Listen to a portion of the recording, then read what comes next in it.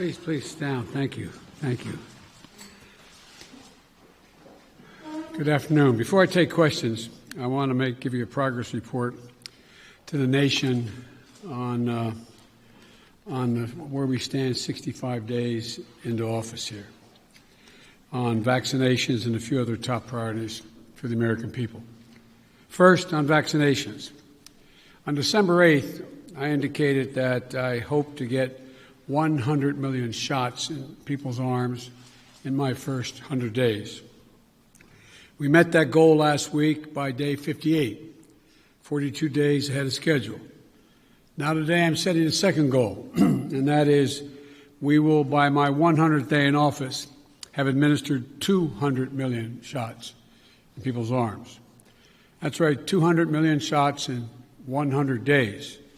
I know it's ambitious, twice our original goal, but no other country in the world has even come close, not even close to what we are doing. I believe we can do it. And today, we made a historic investment in reaching the hardest hit and the most vulnerable communities, the highest risk communities, as a consequence of the virus, by investing an additional $10 billion in being able to reach them. I also set a goal before I took office of getting a majority of schools in K through 8 fully open in the first 100 days.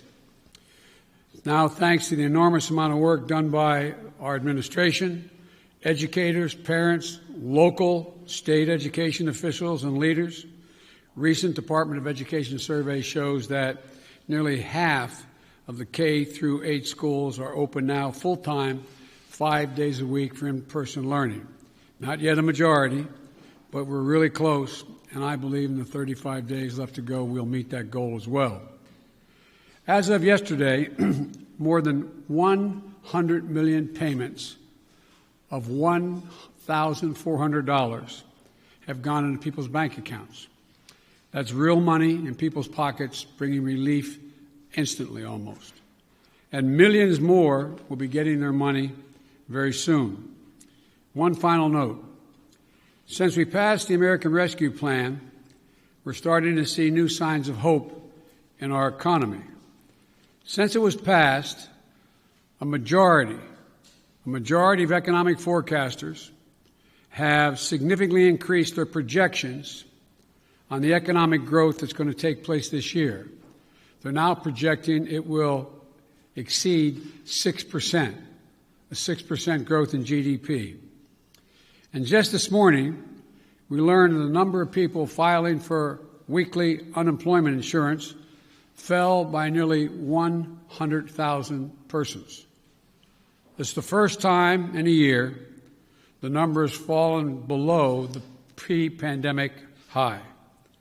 So there are still too many Americans out of work, too many families hurting, and they still have a lot of work to do.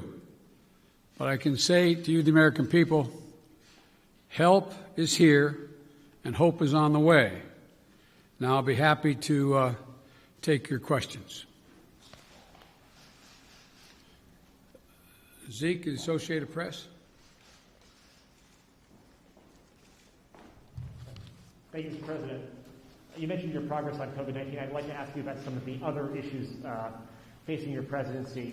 One of the defining challenges you face in the coming months is how to deliver on your promise to Americans on issues like immigration reform, gun control, voting rights, climate change.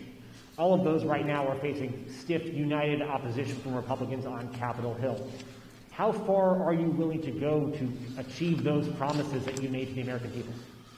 Well, I'm good. Look, when I took office, I decided that it was a fairly basic, simple proposition, and that is I got elected to solve problems.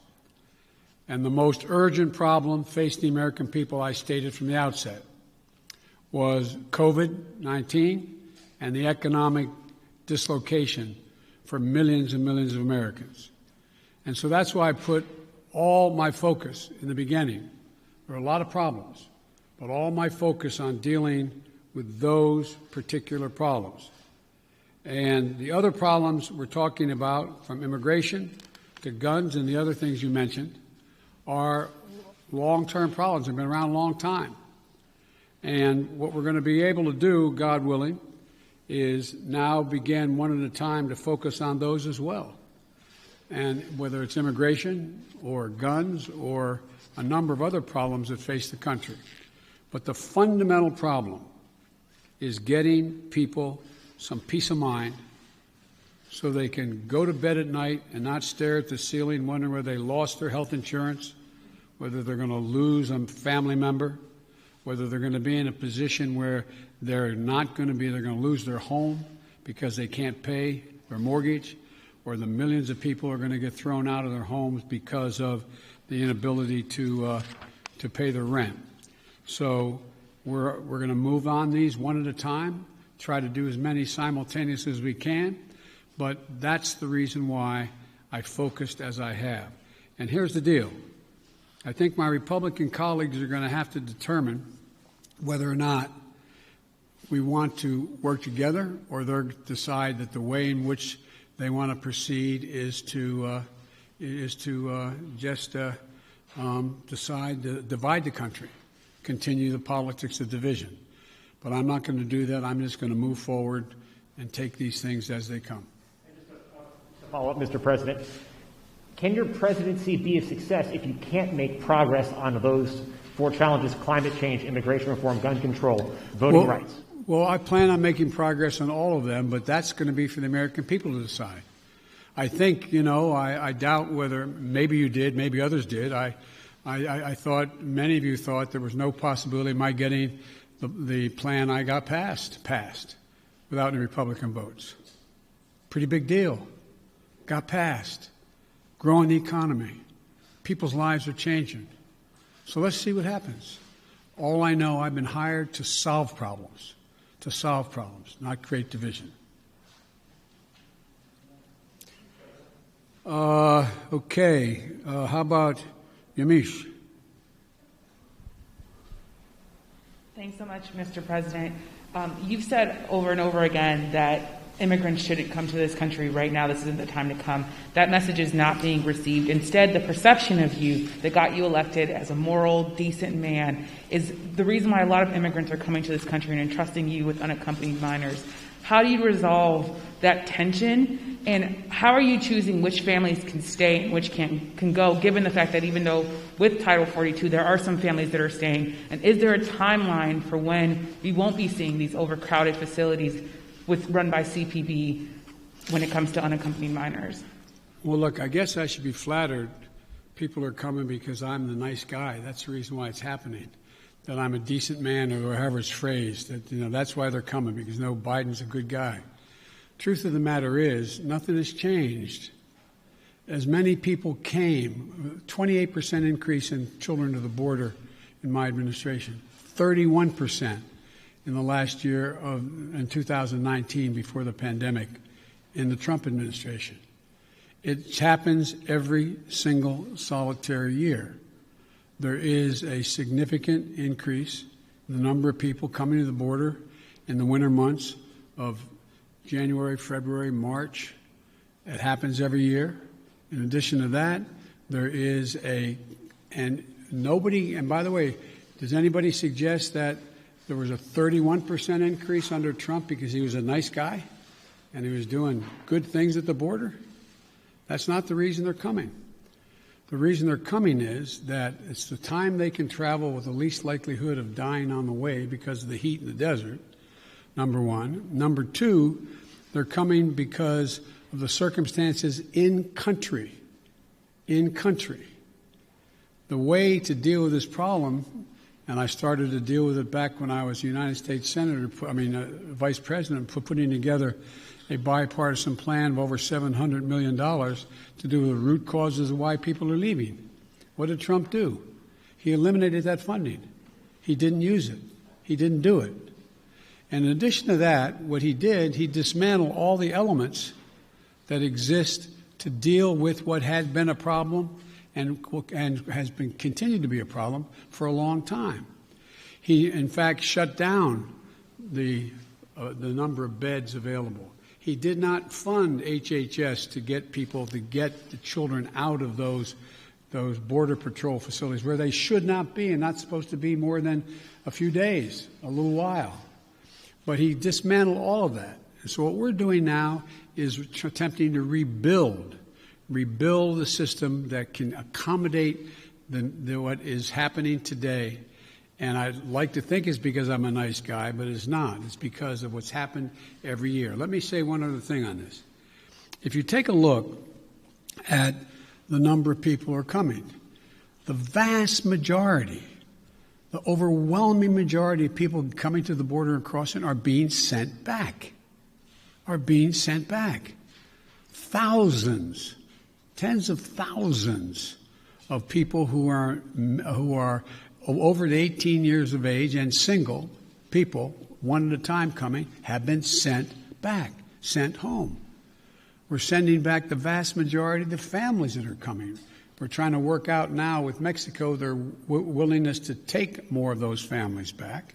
But that's what's happening. They're not getting across the border. And those who are coming across the border who are unaccompanied children, we're moving rapidly to try to put in place what was dismantled, as I said. For example, of all the children who are coming across the border, over 70% are either 16 or 17 years old.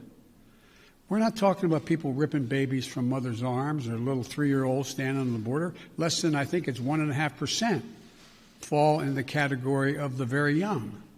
So what we're doing is we're providing for the space, again, to be able to get these kids out of the Border Patrol facilities, which no child, no one should be in any longer than 72 hours. And today, I went to, for example, I used all the resources available to me, went to the Defense Department, and the Secretary of Defense has just made available Fort Bliss, 5,000 beds. Be immediately available, 5,000 beds in the Texas border. So we're building back up the capacity that should have been maintained and built upon, that Trump dismantled. It's going to take time. And the other thing we're doing, I might add, am I giving you too long an answer? Because if you don't want the detail. No, but I mean, I don't know how much detail you want about immigration. Maybe I'll stop there and finish. My follow-up question is, one, if you could talk a little bit about which families, why they're being allowed to stay, what the families that are being allowed to stay, why they're being allowed to stay. And in addition to that, when it comes to the filibuster, which is what Zeke was asking about, there's immigration is a big issue, of course, when it related to the filibuster, but there's also Republicans who are passing bill after bill trying to restrict voting rights. Chuck Schumer is calling it an existential threat to democracy. Why not back a filibuster rule that at least gets around issues including voting rights or immigration? Jim Clyburn, someone, of course, who you know very well, has backed the idea of a filibuster rule when it comes to civil rights and voting rights. Well, look, I'm going to deal with all of those problems. The question is the priorities as they come and land on my plate. Let's go to the first question you asked, the first of the second questions you asked, and that is, what about dealing with families? Why are not some not going back? Because Mexico is refusing to take them back. They're saying they won't take them back, not all of them. We're in negotiations with the President of Mexico. I think we're going to see that change. They should all be going back, all be going back. The only people we're not going to let sitting there on the other side of the Rio Grande by themselves with no help are children. And what we're doing there, and it's an important point to understand. I know you understand it. I don't mean to say it that way. Important point to focus on. The vast majority of people under the age of 18 come to the United States come with a telephone number on a wristband, or come with a telephone number in their pocket in the United States. A mother, a father, a close relative, a grandmama or grandpa. What was happening before is it's taking literally weeks and weeks and maybe even months before anybody pick up the phone and call to see if there really was someone there. Well, we've set up a system now where within 24 hours there's a phone call made as that child crosses the border. And then a verification system being put in place as of today to determine quickly whether or not that is a trafficker being called or that is actually a mom, a dad, and or a close relative. They're establishing that right off the bat. If it in fact is mom or dad, dad says, to take the extreme case, I got a birth certificate. Then guess what? We're getting that kid directly to that parent immediately. And so that's going to reduce significantly. There's two ways to reduce child populations in circumstances that are not acceptable, like being held at a Border Patrol station. One is to get them to the place where they have a relative and set a date as to when a hearing can be held. The second way to do it is put them in a Health and Human Services facility that we're occupying now, both licensed beds around the country that exist, as well as, for example, federal resources like Fort Bliss, to get them safely in a place where they can be taken care of while their fate is determined. Filibuster. Filibuster. With regard to the filibuster, I believe we should go back to a position of the filibuster that existed just when I came to the United States Senate 120 years ago. And that is that it used to be required for the filibuster, and I had a card on this. I was going to give you the statistics, but you probably know them. That it used to be that from between 1917 and 1971, the filibuster existed. There were a total of 58 motions to break a filibuster. That whole time. Last year alone, there were 5 times that many. So it's being abused in a gigantic way. And for example, it used to be you had to stand there and talk and talk and talk and talk until you collapsed. And guess what? People got tired of talking and tired of collapsing. Filibusters broke down and we were able to break the filibuster, get a quorum, and vote. So I strongly support moving in that direction, in addition to having an open mind about dealing with certain things that are just elemental to the functioning of our democracy, like the right to vote, like the basic right to vote. We've amended the filibuster in the past. But here's the deal. As you've observed, I'm a fairly practical guy. I want to get things done. I want to get them done consistent with what we promised the American people. And in order to do that, in a 50-50 Senate, we've got to get to the place where I get 50 votes so that the Vice President of the United States can break the tie, or I get 51 votes without her. And so I'm going to say something outrageous. I have never been particularly poor at calculating how to get things done in the United States Senate. So the best way to get something done, if it holds near and dear to you that you like to be able to, anyway, we're going to get a lot done. And if we have to, if there's complete lockdown and chaos as a consequence of the filibuster, then we'll have to go beyond what I'm talking about. Okay, hang on. Sorry. Oh, Ms. Kim. Thank you, Mr. President. To follow up on the filibuster, so do you believe it should take 60 votes to end a filibuster on legislation or 51? If we could end it with 51, we would have no problem. You're going to have to, the existing rule, it's going to be hard to get a parliamentary ruling that allows 50 votes to end the filibuster, the existence of a filibuster.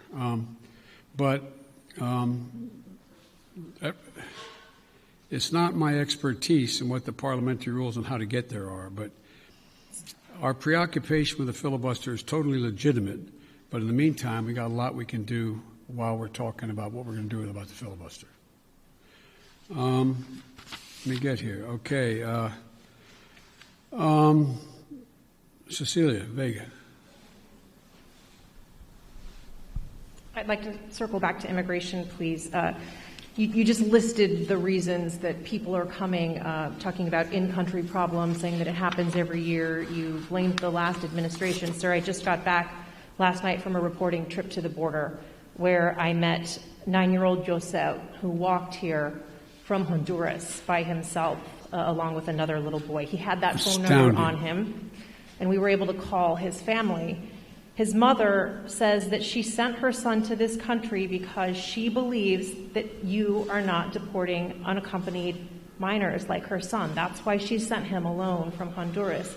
So, sir, you blame the last administration, but is your messaging in saying that these children are and will be allowed to stay in this country and work their way through this process, encouraging families like José's to come? Well, look,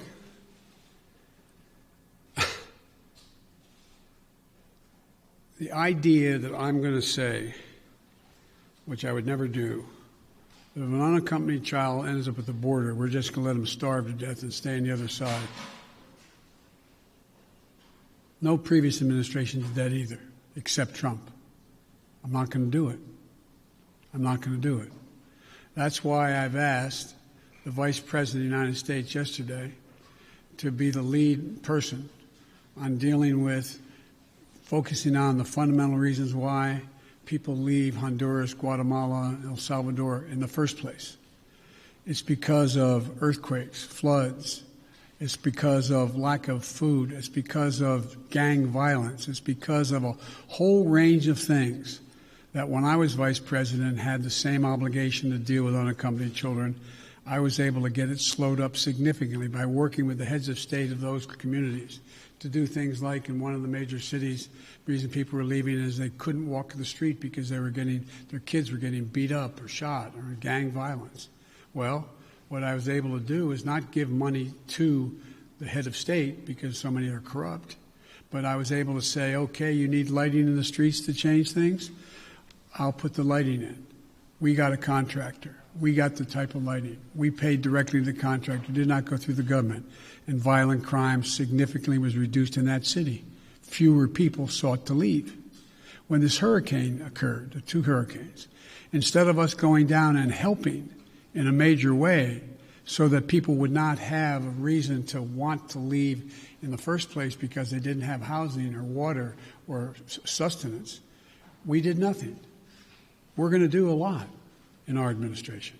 We're going to be spending that $700+ million a year to change the life and circumstances of why people leave in the first place.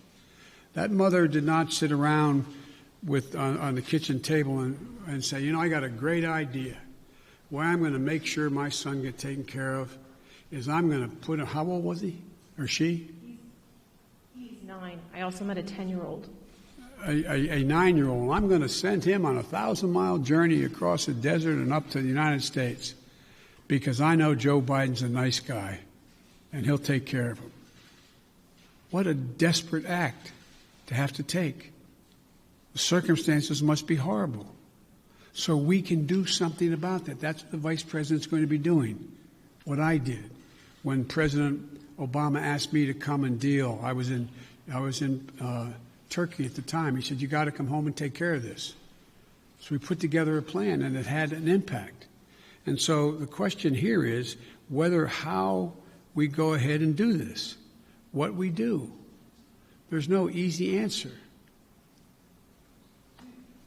Quick follow, if I may. Do you want to see these unaccompanied minors staying in this country, or should they be deported eventually? Well, the judgment has to be made whether or not, in this young man's case, he has a mom at home. There's an overwhelming reason why he'd be put in a plane and flown back to his mom.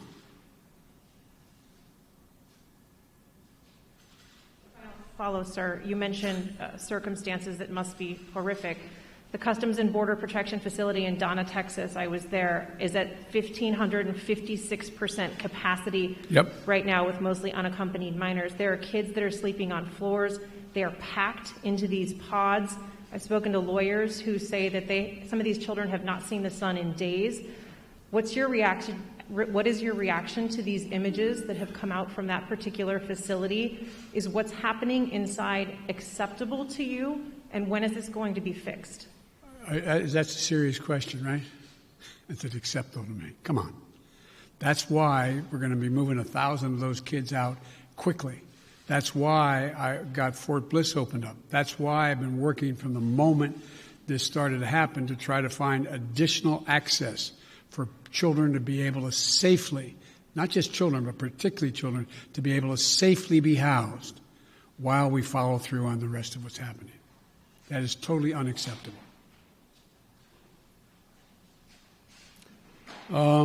Ken. Thank you, Mr. President. I wanted to ask you about Afghanistan. You face a May 1st deadline for the withdrawal of U.S. troops from that country. As a candidate in foreign affairs, you wrote that it is past time to end these forever wars. Can you commit to the American people that by May 2nd, the U.S. will no longer have forces in Afghanistan? The answer is that it's going to be hard to meet the May 1 deadline. Just in terms of tactical reasons, it's hard to get those troops out. So what we've been doing, what I've been doing, and what Secretary Blinken has been doing, we've been meeting with our allies, those other nations that have NATO allies who have troops in Afghanistan as well. And if we leave, we're going to do so in a safe and orderly way. We're in consultation, I said, with our allies and partners and how to proceed.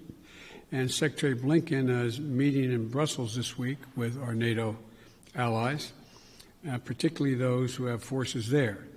And General Austin is just met with Kayani, and I'm waiting for the briefing on that. He is the leader, quote, in Afghanistan and Kabul. And there's a UN-led process that's beginning shortly on how to mechanically get people, how to end this war.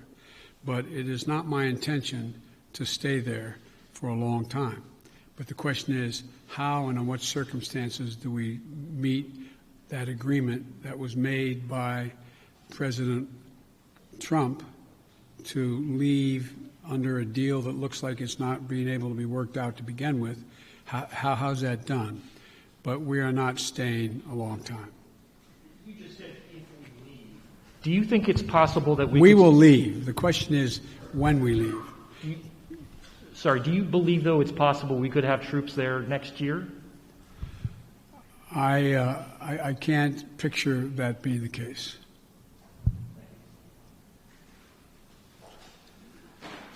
Okay, Kristen. Thank you very much, Mr. President. Given the conditions that were just laid out at the migrant facilities at the U.S. border, will you commit to allowing journalists to have access to the facilities that are overcrowded moving forward? I will commit when my plan very shortly is underway to let you have access to not just them, but to other facilities as well. How soon will journalists be able to have access to the facilities? We've obviously been allowed to be inside one, but we haven't seen the facilities in which children are packed together to really give the American people a chance to see that. Will you commit to transparency on this issue? I will commit to transparency. And as soon as I am in a position to be able to implement what we're doing right now, and one of the reasons I haven't gone down, all my chief folks have gone down, is I don't want to become the issue. I don't want to be, bringing all the Secret Service and everybody with me to get in the way. So this is being set up, and you'll have full access to everything once we get this thing moving. Okay, just to be clear, how soon will that be, Mr. President? I don't know, to be clear. Okay, and do you bear responsibility for everything that's happening at the border now? I hear you talking a lot about the past administration. You decided to roll back some of those policies. Did you move too quickly to roll back what? I'm sorry? Policies. Did you move too quickly to roll back some of the executive orders of your predecessor? First of all the policies that are underway were not helping at all. Did not slow up the amount of immigration and as many people coming. And rolling back the policies of separating children from their mothers. I make no apology for that. Rolling back the policies of remain in Mexico, sitting on the edge of the Rio Grande in a muddy circumstance with not enough to eat. I make no apologies for that.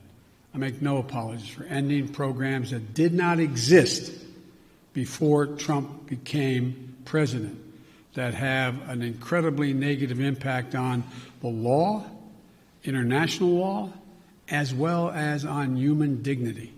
And so I make no apologies for that. To ask you about foreign policy, Mr. President. Overnight, we learned that North Korea tested 2 ballistic missiles. What, if any, actions will you take, and what is your red line on North Korea?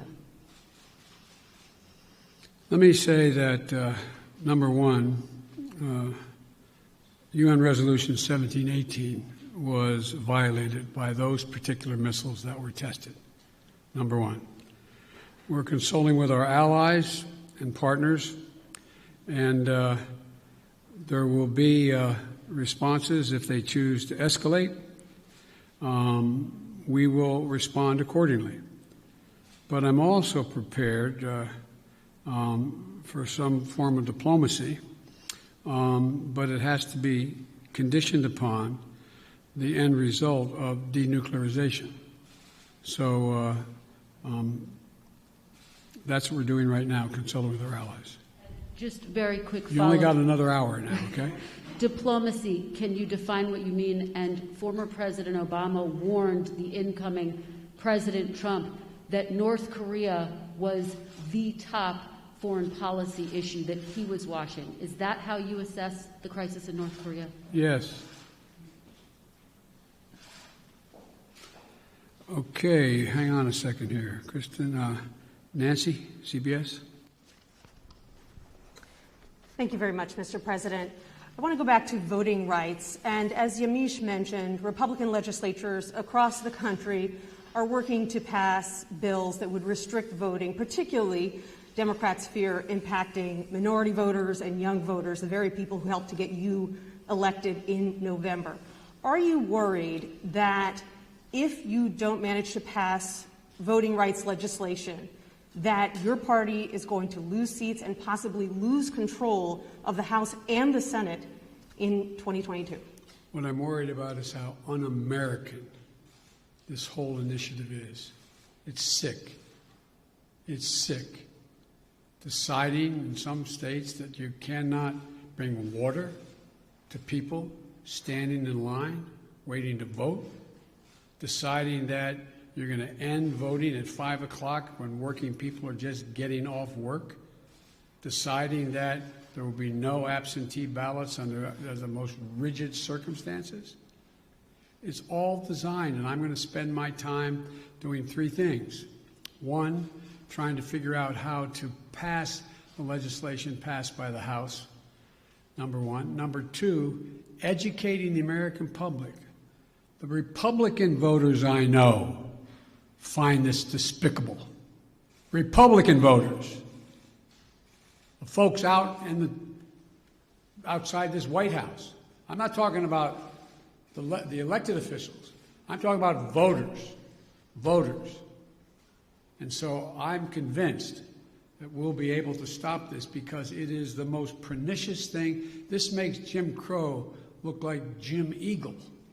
I mean, this is gigantic, what they're trying to do. And it cannot be sustained.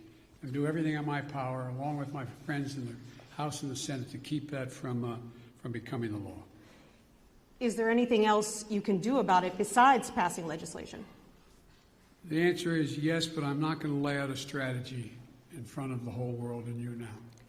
And then on a related note, have you decided whether you are going to run for re-election in 2024? You haven't set up a re-election campaign yet, as your predecessor had by this time. My predecessor needed to. My predecessor. Oh, God, I miss him. Have you? No, the answer is yes. My plan is to run for re-election. That's my expectation. And then on one other note, on bipartisanship, your old friend, Mitch McConnell, says you have only spoken to each other once since you took office, and that you have moved far left since taking office. Do you see it the same way he does? Have you rejected bipartisanship? No, I haven't at all. I've been meeting. When's the last time a president invited the opposite party down at least a half a dozen times to talk about issues, everything from how we work. We're working with a group of 20 members of the Senate right now and House on how we reestablish our ability to make computer chips and how we get ahead of the game, how we can work together. We're working together on a bunch of things. But look, I know Mitch well. Mitch knows me well. I would expect Mitch to say exactly what he said.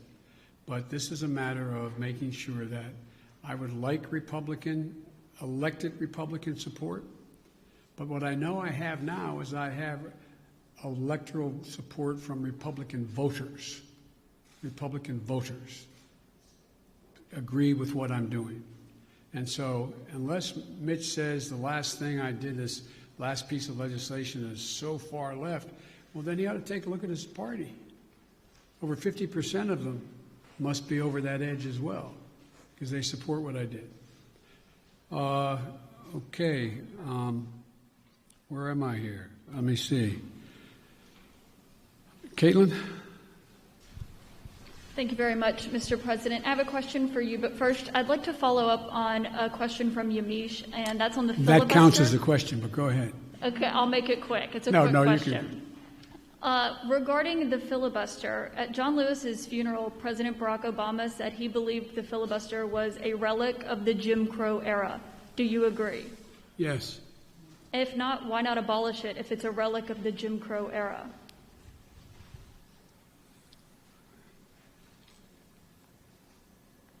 Successful electoral politics is the art of the possible. Let's figure out how we can get this done and move in the direction of significantly changing the abuse of even the filibuster rule first. It's been abused from the time it came into being by an extreme way in the last 20 years. Let's deal with the abuse first. It sounds like you're moving closer to eliminating the filibuster. Is that correct? I answered your question. You also just made some news by saying that you are going to run for re-election. I said that is my expectation. So is that a yes, that you are running for re-election? Look, I don't know where you guys come from, man. I've never been able to travel. I'm a great respecter of fate. I've never been able to plan 3.5 years ahead for certain. And if you do run, will Vice President Harris be on your ticket? I would fully expect that to be the case. She's doing a great job. She's a great partner. She's a great partner. And do you believe you'll be running against former President Trump? Oh, come on. I don't even think about it. I have no idea. I have no idea whether there'll be a Republican Party. Do you? I know you don't have to answer my question, but I mean, do you? I mean, look, this is the way I view things. I become a great respecter of fate in my life. I set a goal that's in front of me to get things done for the people I care most about, which are hard-working, decent American people who really having it stuck to them. I want to change the paradigm. We start to reward work, not just wealth. I want to change the paradigm. If you notice, didn't you find it kind of interesting that my Republican friends were worried about that the cost and the taxes that had to be had, if there is any tax to be had, as they talk about it, in dealing with the act that we just passed, which puts money in people's pockets, ordinary people? Do you hear them complain when they passed close to $2 trillion Trump tax cut, 83% going to the top 1%? Do you hear them talk about that at all? I love the fact that they found this whole idea of concern about the federal budget. It's kind of amazing. When the federal budget is saving people's lives, they don't think it's such a good idea. When the federal budget is feathering the nest of the wealthiest Americans, 90 of the Fortune 500 companies making billions of dollars, not paying a cent in taxes, reducing taxes to the point that people who are making, if you're a husband and wife, school teacher, and a cop, you're paying at a higher rate than the average person making $1 billion a year is. Something's wrong. Their newfound concern I'm concerned. Look, I meant what I said when I ran, and a lot of you still think I'm wrong, and I respect that. So I'm running for 3 reasons. To restore the soul, dignity, honor, honesty, transparency to the American political system. 2, to rebuild the backbone of this country, the middle class, hardworking people and people struggling to get in the middle class. They built America, and unions built them. The 3rd reason I said I was running was to unite the country. And generically speaking, all of you said, no, you can't do that. Well, I've not been able to unite the Congress, but I've been uniting the country based on the polling data. We have to come together. We have to. So from my perspective, it's to me, it's about just, getting out there, putting one foot in front of the other and just trying to make things better for people. Just hard-working people. People get up every morning and just want to figure out how to put food on the table for their kids, be able to have a little bit of breathing room, being able to make sure that they go to bed not staring at the ceiling like my dad did, wondering since he didn't have health insurance, what happens if mom gets sick or he got sick. These are basic things. Basic things. And I'm of the view that the vast majority of people, including registered Republicans by and large, share that same view, that same sense of what is, what's appropriate. Justin Sink, Bloomberg. Thanks, Mr. President. I wanted to ask about your relationship with China now that you've been in office for a couple months. There's obviously the meeting in Alaska that was a little theatrical, and there's the continued human rights abuses. So today, I'm wondering, are you more likely than you were when you came into office to maintain tariffs on China? Are you considering banning imports of forced labor products? And would you consider cutting off U.S. investment or Chinese access to international payment systems? Well, look, they're each specifically legitimate questions, but they only touch a smidgen of what the relationship with China really is about. I've known Xi Jinping for a long time. Allegedly, by the time I left office as vice president, I had spent more time with Xi Jinping than any world leader had, because President Obama and the Chinese President Hu decided we should get to know one another, since it was inappropriate for the President of the United States to spend time with the Vice President of another country. But it was obvious he was going to become the new leader of China. So I spent hours upon hours with him alone with an interpreter, my interpreter and his, going into great detail. He's very, very straightforward. Doesn't have a Democratic with a small d bone in his body, but he's a smart guy. He's one of the guys like Putin who thinks that autocracy is the wave of the future. Democracy can't function in an ever complex world. So when I was elected and he called to congratulate me, I think to the surprise of the China experts who were his people on the call as well as mine listening, we had a 2-hour conversation for 2 hours. And we made several things clear to one another.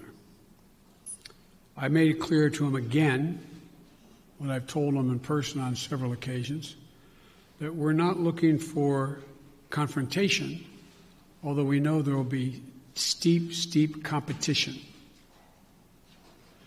2, that we'll have strong competition, but we'll insist that China play by the international rules. Fair competition, fair practices, fair trade. Thirdly, in order to compete effectively, I indicated that we're going to deal with China effectively. And we're going to need 3 things to do that. I'm telling our people. First, we're going to invest in American workers and American science. I said that all through the campaign. I say it again, and I'm setting up my administration to be able to do that, which is that You know, back in the 60s, we used to invest a little over 2% of our entire GDP in pure research and investment in science. Today, it's 0.7%. I'm going to change that. We're going to change that. The future lies in who can, in fact, own the future as it relates to technology, quantum computing, a whole range of things, including the medical fields. And so, what I'm going to do is make sure we invest closer to 2%. One of the reasons why I've set up the PAB, the President's Board with Scientists and the like, again, is we're going to invest in medical research, cancer, Alzheimer's, diabetes, the things, industries of the future, artificial intelligence, quantum computing, biotech, and we're going to make real investments. China is out investing us by a long shot because their plan is to own that future. The second thing we're going to do is we're going to reestablish our alliances, and I've been very clear with them. It's not anti-Chinese, and we've talked about it.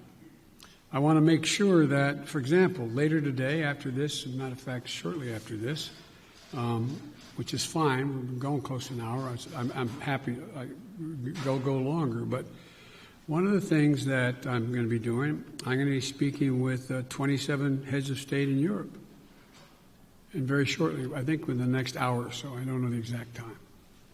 And earlier this month, and apparently it got the Chinese attention, that's not why I did it, I met with our allies and how we're going to hold China accountable in the region. Australia, India, Japan, and the United States, the so-called Quad. Because we have to have democracies working together. Before too long, I'm going to invite an alliance of democracies to come here to discuss the future. And so we're going to make it clear that in order to deal with these things, we are going to hold China accountable to follow the rules. To follow the rules. Whether it relates to the South China Sea or the North China Sea or the agreement made on Taiwan or a whole range of other things. And the third thing, and the thing that I admire about dealing with Xi is he understands, he makes no pretense about not understanding what I'm saying any more than I do him. I pointed out to him no leader can be sustained in his position or her position unless they represent the values of the country. And I said, Mr. President, as I've told you before, Americans value the notion of freedom. America values human rights. We don't always live up to our expectations, but there's a value system. We are founded on that principle. And as long as you and your country continues to so blatantly violate human rights, we are going to continue in an unrelenting way to call to the attention of the world and make it clear what's happening. And he understood that. I made it clear that no American president, at least one did, but no American president ever backed down from speaking out of what's happening to the Uyghurs, what's happening in Hong Kong, what's happening in country. That's who we are. The moment a president walks away from that, as the last one did, is the moment we begin to lose our legitimacy around the world. It's who we are. So I see stiff competition with China. China has an overall goal, and I don't criticize them for the goal, but they have an overall goal to become the leading country in the world, the wealthiest country in the world, and the most powerful country in the world. That's not going to happen on my watch, because the United States is going to continue to grow and expand.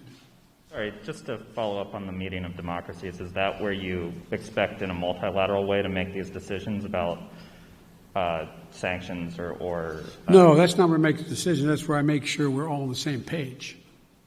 All on the same page. Look, I predict to you, your children or grandchildren are going to be doing their doctoral thesis on the issue of who succeeded, autocracy or democracy. Because that is what is at stake.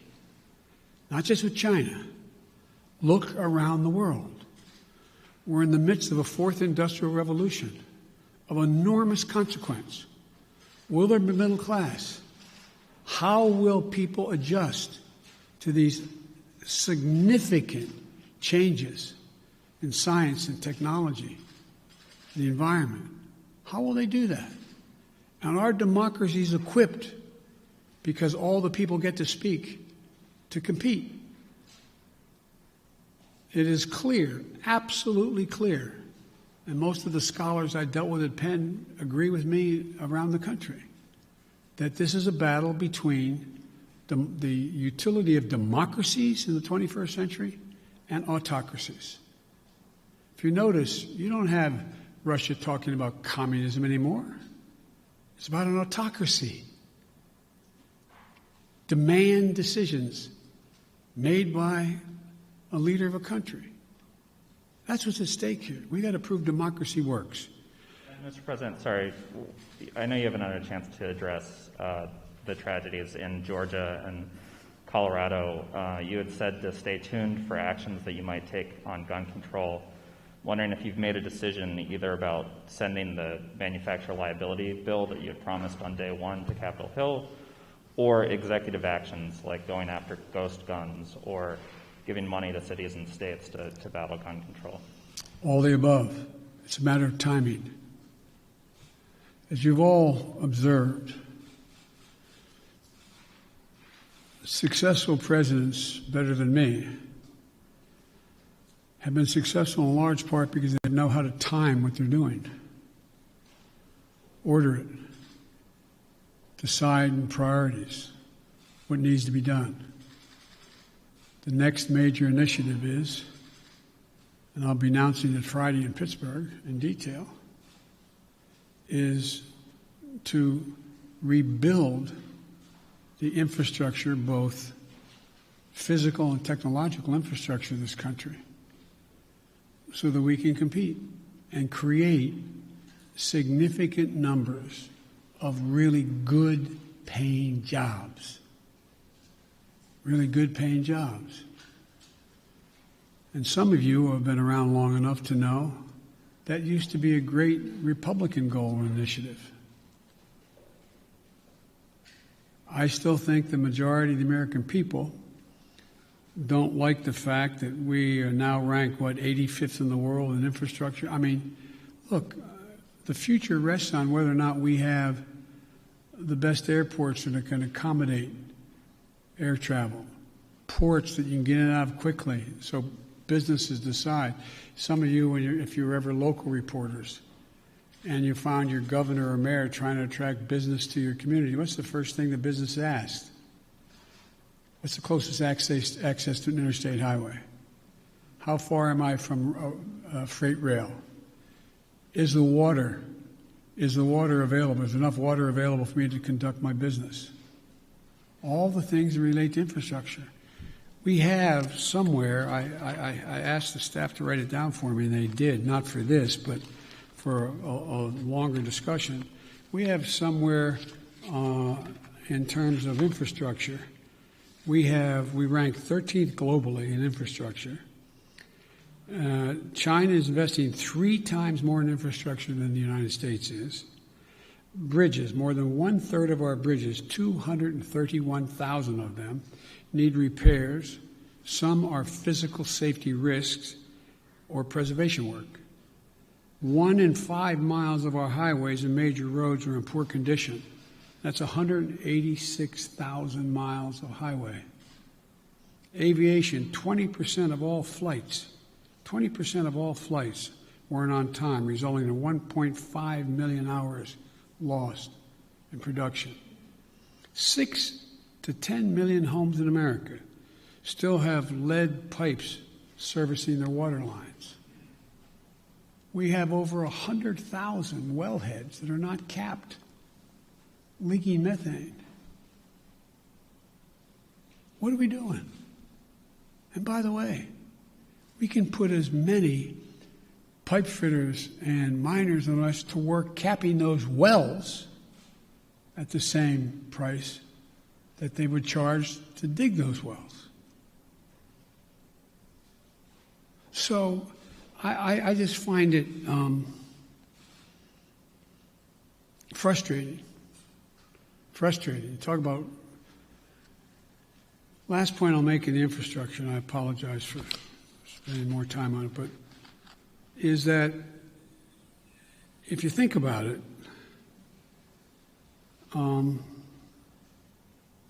it's the place where we will be able to significantly increase American productivity, at the same time providing really good jobs for people. But we can't build back to what they used to be. We have to build, the environment's already, global warming's already done significant damage. The roads that used to be above the water level didn't have to worry about where the drainage ditch was. Now you got to rebuild them 3 feet higher because it's not going to go back to what it was before. Only get worse unless we stop it. There's so much we can do. Look at all the schools in America. Most of you live in the Washington area now, but in your hometowns, I don't know where you're all from. How many schools where the kids can't drink the water out of the fountain? How many schools are still in a position where there's asbestos? How many schools in America we're sending our kids to don't have adequate ventilation? How many homes, buildings, office complexes are wasting billions of barrels of oil over time because they can't hold in the heat or the air conditioning because it's leaks through the windows that are so porous in the connections? It's amazing. So there's so much we can do that's good stuff, makes people healthier, and creates good jobs. And I think that I got one more question here. And Janet from Univision. Thank you, Mr. President. We too have been reporting at the border, and just like Cecilia, we ran into a pair of siblings who came in on Monday, were detained by CBP, had the phone number for their mother who lives in the U.S. We have contacted the mother. That's the only way they know her kids are here, because CBP today, Thursday, has not contacted that mother. So when can we expect your promise of things getting better with contacting and expediting? Well, they're already getting better, but they're going to get real. They're going to get a whole hell of a lot better real quick, or we're going to hear some people leaving. Okay? We can get this done. We're going to get it done. I had a long meeting with the entire team and several cabinet-level officers the other night. We're going to be moving within the next week over 100,000. 1,000 people out of the Border Patrol into safe, secure beds and facilities. We're going to significantly ramp up. We're already out there contacting everyone from getting some of the employees at HHS. There's a lot of them doing other things and move them into making those calls. We're in the process of rearranging and providing for the personnel needed to get that done. But I admire the fact that you were down there, you're making the calls yourself. It's real. The next thing that has to happen, though, as you well know, has to happen. There have to be some certitude that this is actually mom, dad, or whomever. And there's ways to do that. There's ways to do that, a little bit like determining whether or not you got the right code for your credit card. What was your dog's name, kind of thing. I'm being a bit facetious, but not really. And also seeking harder data from DNA to birth certificates, which takes longer. So I want to do this as quickly, as humanly possible, and as safely as possible. As you well know, treating the root causes in Latin America doesn't change things overnight. How do you realistically and physically keep these families from coming to the U.S. when things will not get better in their countries right away? Well, I can't guarantee that, but I know, that old thing, the journey of 1,000 miles starts with the first step. You know as well as I do. You cover it. You have it's not like somebody sitting on a hand-hewn table in Guatemala, in somewhere in Mexico or in Guadalupe saying, I got a great idea. Let's sell everything we have. Give it to a coyote. Have them take our kids across the border into a desert where they don't speak the language. Won't that be fun? Let's go. That's not how it happens. People don't want to leave. When my great-grandfather got in a coffin ship in the Irish Sea, the expectation was he going to live long enough on that ship to get to the United States of America. But they left because of what the Brits had been doing. They were in real trouble. They didn't want to leave, but they had no choice. So I can't guarantee we're going to solve everything, but I can guarantee we can make everything better. We can make it better.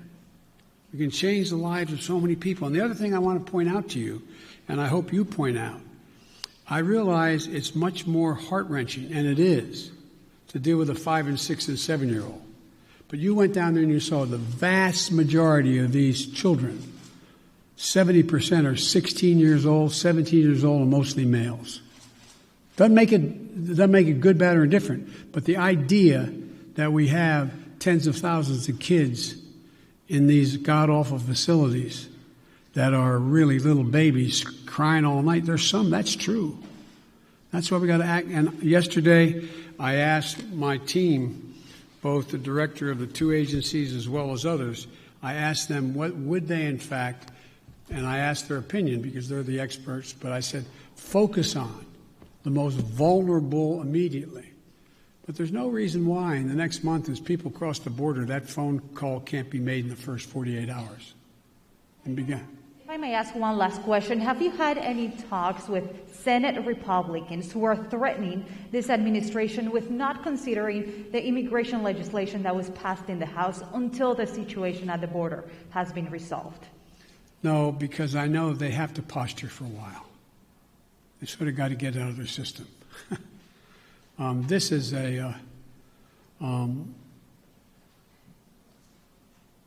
but I'm ready to work with any Republican who wants to help solve the problem or make the situation better. But folks, I'm going. Thank you very, very much. I appreciate it. Thank you.